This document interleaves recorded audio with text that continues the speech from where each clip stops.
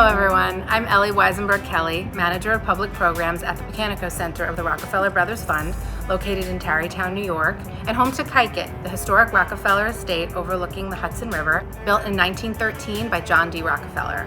The Pecanico Center serves as a community resource, offering a wide variety of public access through a museum visitation program, lectures, cultural events, and artist residencies. While we wish we could be together in person, we're thrilled to present today's virtual educational program, Thinking Outside the Box, Louise Nevelson at Kykuit with independent art curator Deborah Goldberg. Dr. Goldberg teaches art history at the School of Visual Arts and has lectured regularly for many years at the Metropolitan Museum of Art and MoMA. Her publications include books on Isamu Noguchi and Alexander Archipenko. Today's lecture will include an exploration of Louise Nevelson's monumental metal sculpture, Atmosphere and Environment 6, in relation to the artist's earlier assemblages in wood and contemporary work in plexiglass, including transparent sculpture 7 in Kykuit's galleries. We hope you enjoyed the opportunity for a closer look at our collection from home, and we can't wait until we can welcome you back. For information on upcoming programs, please visit our website at rbf.org/events. And now, here's Deborah Goldberg presenting Thinking Outside the Box, Louise Nevelson at Kykuit.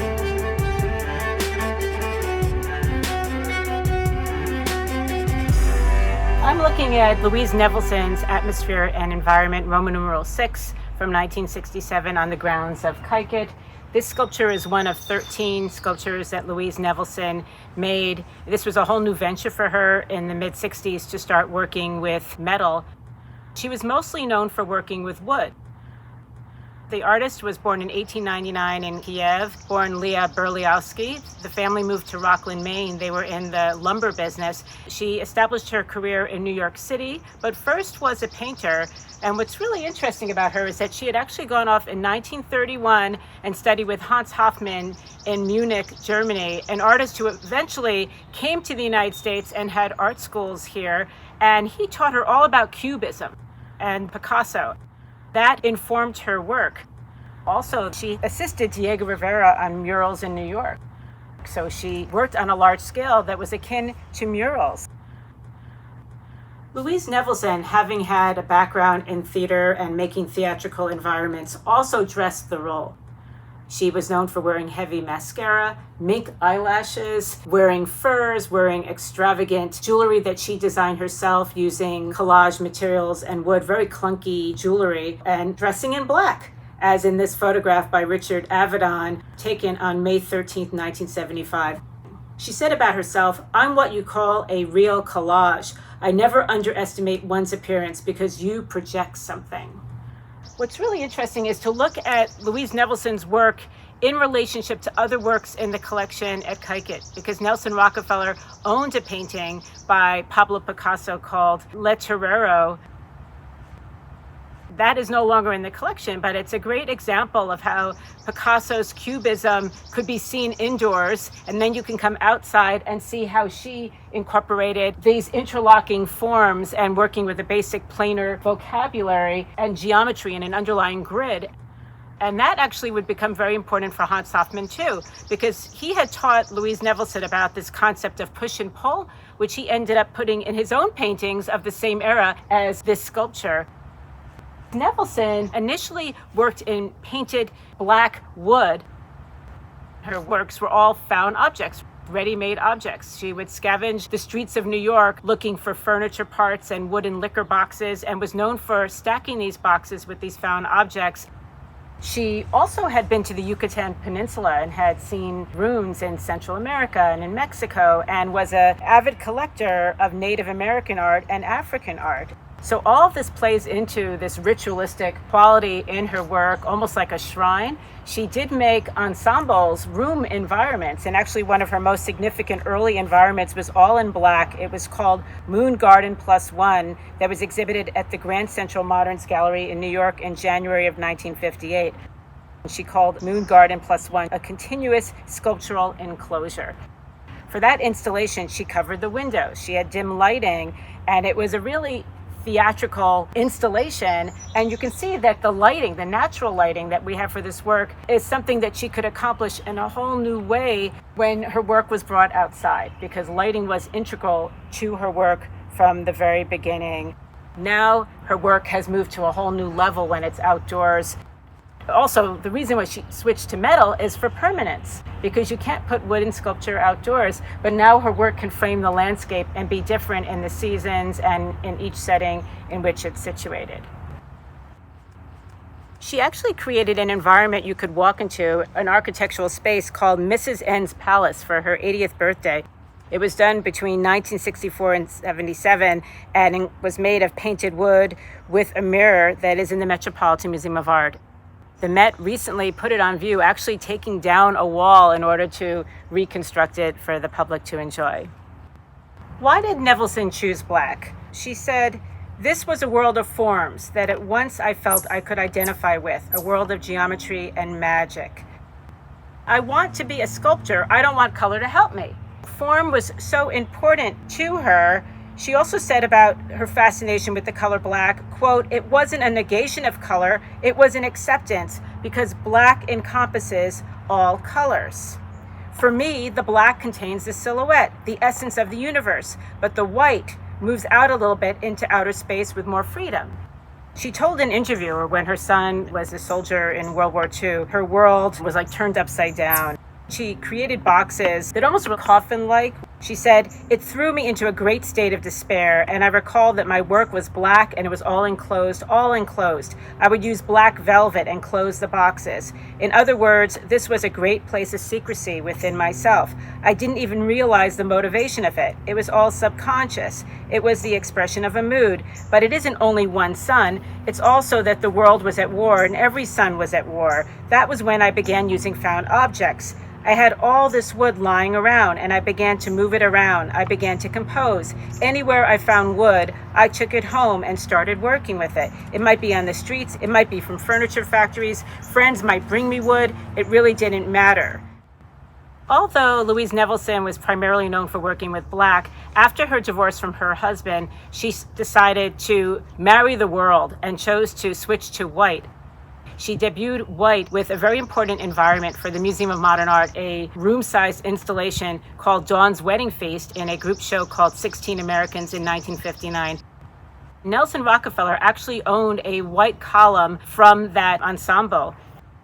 That also was in the collection here. It no longer is here at Kykuit, but it's interesting that he owned both a wooden sculpture in white and also this metal sculpture in black.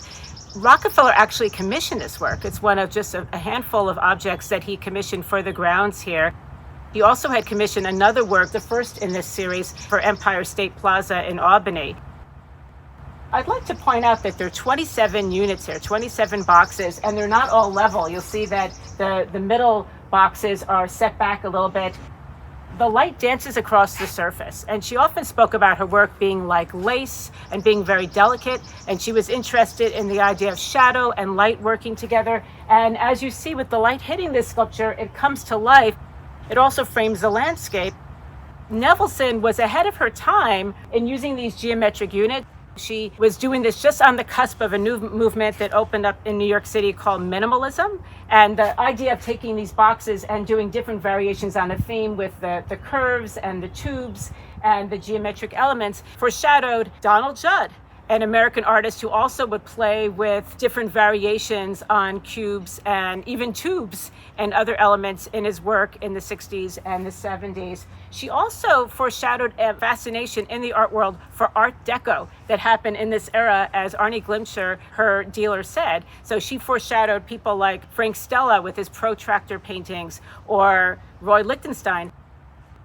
Actually, there was a protractor painting by Frank Stella in the collection here once. So you could have gone to the grounds, seen this work, then gone inside and seen a painting by Frank Stella, a protractor painting that had similar arcs and geometric units and also had a kind of Art Deco effect. Unfortunately, we don't get to see all these original objects like the Picasso or the white column or the Stella in the collection anymore, but it's important to know that Nelson Rockefeller had a much larger collection where works complemented each other.